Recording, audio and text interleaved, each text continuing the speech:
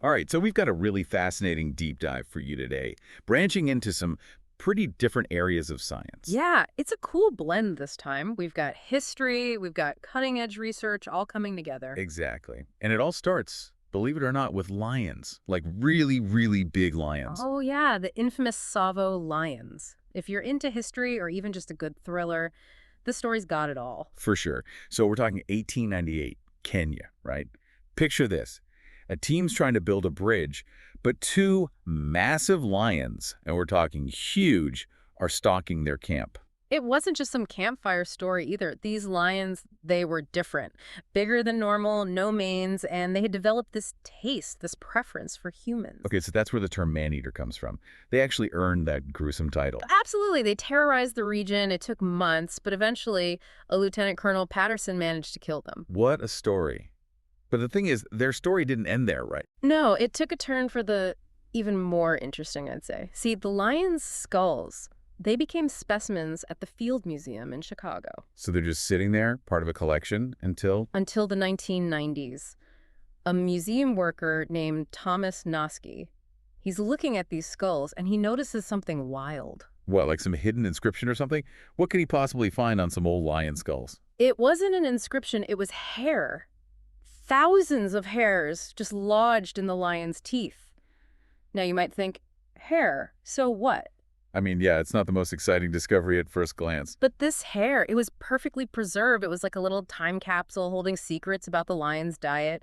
Back then, DNA analysis wasn't really a thing. Right, that technology has advanced so much since then. So fast forward to more recent times, scientists were able to extract ancient DNA from those hairs.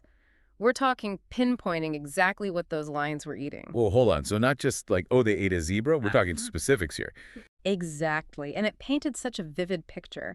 They found DNA from giraffes, those local water bucks, even oryx, which can roam pretty far. So these lions, they weren't picky eaters at all. They were eating everything. And of course, they did find human DNA, confirming those tales of them being man-eaters.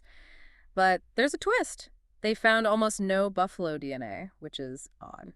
That is surprising. I mean, you always hear about lions and buffalo, right? Like, that's their go-to meal. Right, so that accents, it pointed to something else going on.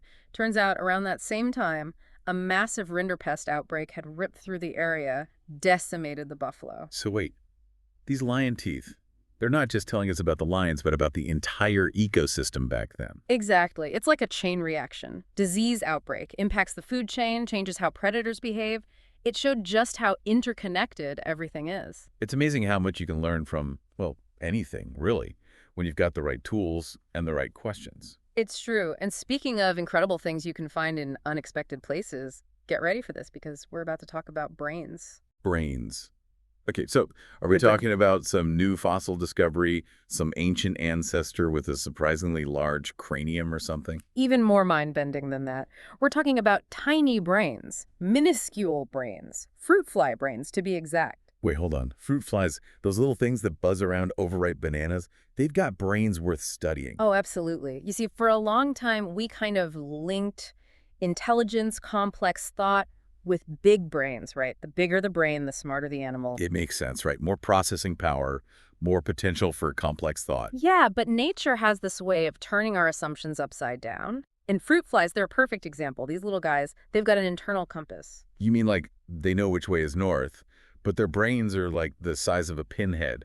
How can they possibly process that kind of information? That's the million-dollar question, and the answer, it's challenging everything we thought we knew. So imagine a compass, right?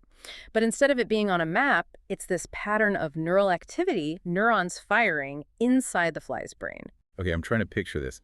So as the fly turns its head, this pattern, it shifts too. Precisely. It's like this internal representation of their position, their orientation, all happening in this tiny little brain.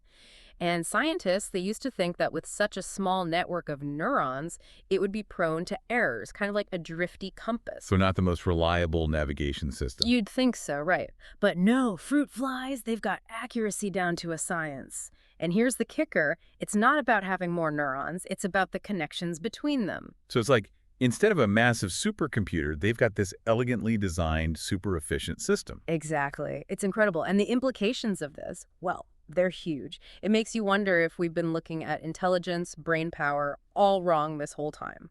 So how are scientists even studying this? Are they like watching neurons fire in real time in these tiny fly brains? It's pretty amazing what they can do now.